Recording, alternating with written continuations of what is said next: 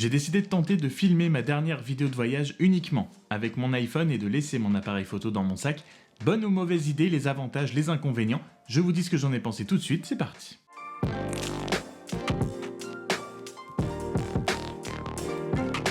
Salut tout le monde, c'est Franck et oui, il y a quelques semaines, j'étais en vacances, le retour à la réalité est un petit peu difficile, mais ça y est, on commence à s'y faire. Et comme à chaque fois que je suis en vacances, j'ai décidé de faire une vidéo de voyage, 1 pour le souvenir, 2 parce que c'est un genre de vidéo, les vidéos de voyage que j'adore vraiment faire, et 3 je me suis dit que ce serait peut-être l'occasion de tenter l'expérience de filmer une vidéo uniquement à l'iPhone. J'ai décidé de tenter de filmer une vidéo uniquement à l'iPhone tout simplement parce que j'étais en vacances dans de la famille ou quand vous êtes avec des amis, devoir s'arrêter en permanence quand on est quelqu'un comme moi ou peut-être comme vous qui adorait prendre des photos ou des vidéos, devoir s'arrêter sans cesse pour sortir son appareil photo du sac à dos, s'arrêter pour prendre le temps un petit peu de filmer, etc. C'est pas forcément le plus agréable pour tout le monde et notamment pour les amis ou la famille avec qui on est. Et en plus de ça et surtout, j'étais à Saint-Barthélemy, donc le soleil, la mer, la plage, le sable, le vent, le soleil, etc. etc. C'est pas forcément des conditions idéales pour un appareil photo pour qu'il reste en bon état et en bonne santé, on va dire. Donc toutes ces conditions réunies m'ont fait me dire, tu sais quoi, laisse l'appareil photo à la maison et essaye de faire uniquement ta vidéo avec ton téléphone, ce sera beaucoup plus simple pour tout le monde. Et si le résultat est vraiment plutôt pas mal, vous pouvez aller voir la vidéo, elle est en ligne, c'est la dernière que j'ai mis avant celle-là, si vous voulez aller voir ce que ça donne. Si le résultat est plutôt pas mal et me convient, vous allez voir que j'ai trouvé des avantages et des inconvénients à filmer une vidéo uniquement à l'iPhone. Et on va commencer par les bons côtés, les avantages à filmer une vidéo uniquement avec son téléphone et comment ne pas citer en plus gros avantages le confort, l'encombrement, le poids, comparé à ce que j'emmène d'habitude dans mon sac photo, c'est-à-dire évidemment mon sac photo, l'appareil photo à l'intérieur, au moins 1 ou 2 objectifs supplémentaires, les batteries supplémentaires, la sangle peut-être si je ne la mets pas tout le temps, peut-être potentiellement le stabilisateur. Je suis en voyage, je porte mon sac à dos toute la journée avec moi puisqu'on sort en général toute la journée et très souvent au bout de quelques jours ça commence vraiment à se faire sentir, j'ai mal au dos. Donc à côté de ça, avoir juste mon téléphone dans ma poche que j'ai de toute façon obligatoirement avec moi toute la journée dans ma poche. En termes d'encombrement, de poids et de confort, il y a juste pas photo. Et vraiment ça c'était vraiment très bien. Autre avantage en plus de ça, je n'avais peut-être que mon téléphone avec moi, mais ça ne veut pas dire pour autant sacrifier la qualité puisque maintenant 90% des smartphones filment en 4K. J'ai donc pu faire une magnifique vidéo en 4K, la qualité globale de la vidéo, il n'y a absolument rien à redire. Pour un téléphone, on est sur du très bon, la qualité globale de la vidéo est géniale. On y reviendra, il y a 1 ou 2 points un petit peu plus tard que je vous citerai, mais globalement dans l'ensemble, il n'y a pas grand chose à redire, ça conviendra à 99% des gens, voire 100% des gens qui ne sont pas pros. Le rendu et la qualité finale satisferont n'importe quelle personne qui n'a que son téléphone avec lui et qui n'est pas habituée à avoir un appareil photo. Et je glisse ça dans la qualité, mais le HDR est vraiment très agréable. Comme je vous l'ai dit, j'étais au soleil, donc on avait très souvent des journées très ensoleillées avec un grand ciel bleu, un grand soleil, mais ça ne m'empêchait absolument pas d'avoir tous les détails dans toutes les parties de l'image. J'avais mes ombres, j'avais mon ciel très bleu, très bien éclairé, même en shootant en plein soleil, ça ne me donnait aucun problème. Ce que je n'ai pas forcément sur mon appareil photo, si vous avez un appareil photo qui date maintenant d'il y a quelques années, le HDR c'était pas encore ce qu'il y avait de mieux. Là, je n'ai eu quasiment aucun problème avec l'iPhone. Il y a quelques petites fois où suivant quand on change de scène ou on change de conditions d'éclairage, le HDR va mettre un tout petit peu de temps à se déclencher et on peut voir du coup tout venir petit à petit sur l'image. C'est arrivé juste quelques fois mais pas très souvent non plus. Mais globalement dans toute la vidéo, j'ai des scènes extrêmement bien éclairées dans toutes les parties de l'image. Troisième avantage à avoir filmé ma vidéo avec mon téléphone plutôt qu'avec l'appareil photo, comme je vous l'ai dit normalement dans mon sac photo, j'emmène plusieurs objectifs qui servent du coup différentes situations et différents objectifs. C'est le cas de le dire. J'ai mon ultra wide pour les paysages, on peut utiliser le 50 mm par exemple pour avoir des plans plus de personnes avec du flou d'arrière-plan, etc. On a tout en un à l'intérieur du smartphone puisqu'on a énormément de possibilités maintenant avec les smartphones. C'est assez versatile, ça reste quand même moins versatile qu'un appareil photo puisqu'on est limité au zoom 3 fois, à l'ultra grand angle, bref, au focal qu'on a déjà incorporé dans l'iPhone. On n'a pas la flexibilité de pouvoir changer les objectifs, mais au moins on a tout au même endroit, donc ça c'est aussi très pratique. Et on a le mode cinématique qui permet de faire le flou d'arrière-plan, je m'en suis servi quelques fois. Et franchement, il a fait le boulot. Évidemment, si on regarde vraiment de très près et qu'on cherche les défauts, on va les trouver. Le mode cinématique a ses limitations quand même. Mais encore une fois, pour n'avoir que son téléphone, c'est une possibilité en plus et vraiment dans 90-95% des cas, le mode cinématique a extrêmement bien rempli son rôle. Le rendu est encore une fois plutôt vraiment pas mal. Je me suis évidemment aussi servi du mode ralenti en 120 images secondes puisque j'adore le gros ralenti.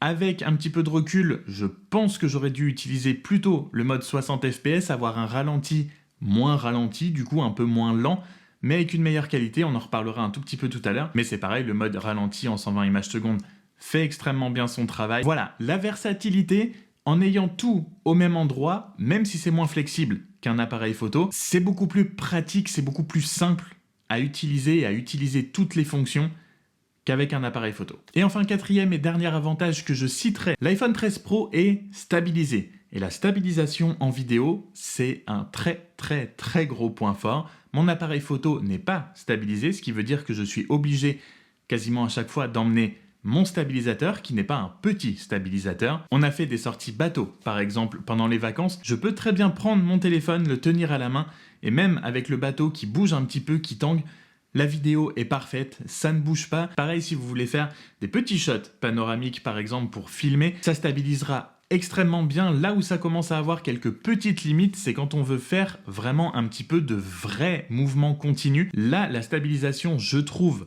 montre un petit peu de limite. Si vous commencez à tenir votre téléphone comme ça et que vous commencez à vouloir faire 4-5 mètres d'affilée en avançant et en marchant avec votre téléphone, là, ça va être un petit peu plus compliqué. C'est pourquoi j'avais emmené mon vieux, entre guillemets, Osmo Mobile, la première génération d'Osmo Mobile, qui me servait justement pour ce genre de plan quand je marchais le long ou que j'avais vraiment envie de faire un petit peu plus de mouvement que juste un panoramique. J'utilisais le stabilisateur, mais en soi, la stabilisation de l'iPhone 13 Pro est déjà plutôt vraiment pas mal. Si on n'abuse pas du mouvement, il y a moyen d'avoir quelque chose de très stable et de très joli qui ne bouge pas, qui sera très agréable à l'œil. Mais même, encore une fois, en termes de confort, d'encombrement et de poids, un stabilisateur pour téléphone et un stabilisateur pour appareil photo, c'est clairement pas la même chose. Donc on reste quand même dans un très gros avantage pour la stabilisation avec un téléphone récent et avec notamment l'iPhone 13 Pro pour moi. Mais évidemment, tout n'est pas rose et tout n'est pas parfait à filmer une vidéo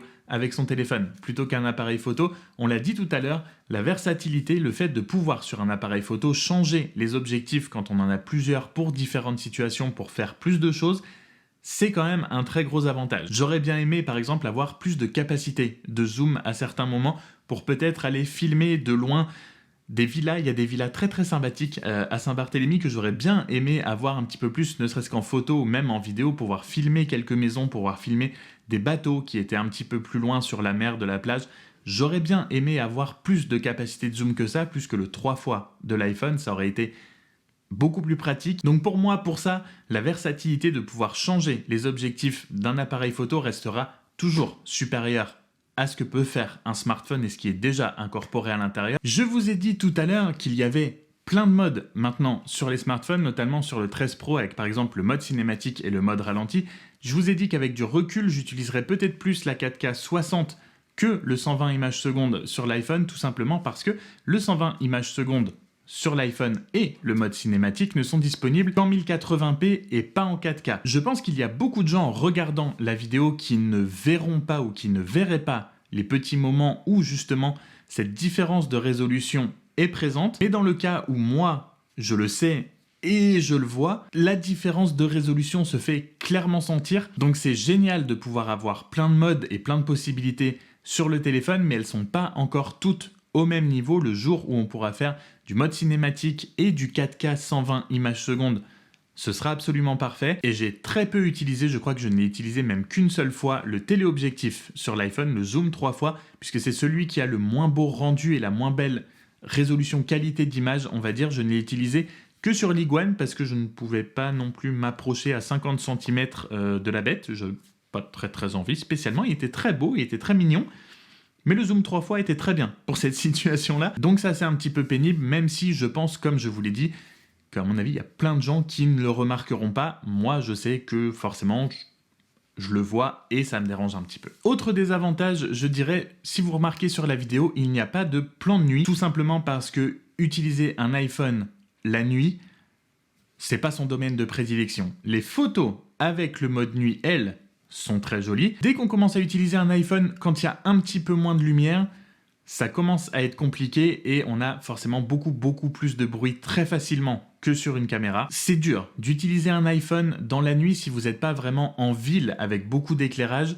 C'est très compliqué, la qualité se détériore très rapidement. Donc ça, c'est un des gros points faibles encore de filmer une vidéo avec un téléphone. Les smartphones et la nuit font pas encore un très bon ménage. On s'en sortira plus facilement avec un bon objectif qui ouvre, avec une bonne ouverture et une bonne caméra qui peut monter un petit peu dans les ISO qu'avec un téléphone. Et enfin, le dernier désavantage, qui est un petit peu spécial, vous allez voir, et que j'avais pas forcément réalisé tout de suite, je m'en suis rendu compte plus tard, presque même une fois que je suis rentré quand j'ai commencé à monter la vidéo, c'est que très souvent, instinctivement, un téléphone, quand on s'en sert pour filmer, c'est devenu pour filmer pour les réseaux sociaux, pour faire des stories, pour aller sur TikTok et poster des TikTok par exemple. Je me suis très souvent rendu compte que je filmais comme ça, plutôt que comme ça. Et ça me dérange beaucoup. J'adore poster des stories sur les réseaux, j'adore poster des TikTok, j'adore... Voilà. Je n'ai rien contre les réseaux sociaux, mais une vidéo, ça se fait à l'horizontale. En paysage, ça ne se fait pas en portrait. Et le problème, c'est que quand on a son téléphone dans la main, on a très vite tendance à penser du coup téléphone égale réseaux sociaux égale je vais filmer pour faire une story, que je posterai peut-être plus tard. Mais du coup, j'ai réalisé qu'il y a pas mal d'endroits, il y a pas mal de moments dont j'avais des vidéos en mode portrait et que j'avais complètement oublié du coup de les filmer en mode paysage pour faire une vraie vidéo et pas juste poster une story. Et c'est cool, je suis très content d'avoir quand même ces souvenirs-là filmés. J'aurais préféré qu'ils soient filmés à l'horizontale plutôt qu'à la verticale. Mais ça vient vraiment purement du fait que je filmais avec mon téléphone et que voilà, mon premier réflexe, mon téléphone, c'est Instagram et TikTok et les réseaux sociaux et du coup, je filme en mode portrait. En conclusion, je dirais que est-ce que j'ai aimé filmer une vidéo de voyage à l'iPhone ? Oui, parce que comme je vous l'ai dit au tout début, surtout pour tout ce qui est poids, encombrement, voilà, tout le matériel à transporter toute la journée, c'est quand même beaucoup plus agréable d'avoir juste son téléphone plutôt que tout son matériel photo à transporter toute la journée, à porter et avoir le poids qui nous tire sur les épaules. Le rendu final, c'est de la 4K, c'est quand même très joli, même si j'ai des différences de résolution à cause du mode ralenti et du mode cinématique. L'ensemble est quand même extrêmement joli. Et pour beaucoup de gens qui n'ont pas de caméra de base et qui ont juste leur téléphone, si vous décidez de filmer votre voyage ou vos souvenirs de vacances avec votre smartphone, ce sera déjà génial. Est-ce que je serais prêt à abandonner de filmer à l'appareil photo, à la caméra et de passer juste à mon iPhone ? Certainement pas. Vraiment juste, c'était bien, c'était cool parce que j'étais en famille. Donc voilà, c'était moins pénible pour tout le monde, c'est plus facile à transporter. Mais pour moi, on n'a quand même pas le résultat et pas autant de possibilités que ce qu'on peut avoir avec une caméra. Je ne saurais pas comment vous expliquer, mais je trouve que les vidéos faites au smartphone, peu importe la marque, peu importe le modèle, je trouve qu'on voit une différence entre la qualité smartphone et la qualité caméra. Et je préfère largement la qualité caméra. Les possibilités sont plus jolies, les optiques sont plus belles, les possibilités sont plus grandes. Voilà, je pense pas que je referai une vidéo de voyage ou vraiment une belle vidéo au téléphone. Voilà, j'espère que cette vidéo vous aura plu et que vous l'aurez trouvée surtout intéressante et utile. Si c'est le cas, évidemment, n'hésite pas à t'abonner avant de partir si c'est pas déjà fait. Et comme d'habitude, prenez soin de vous, on se retrouve très vite dans une prochaine vidéo. Salut!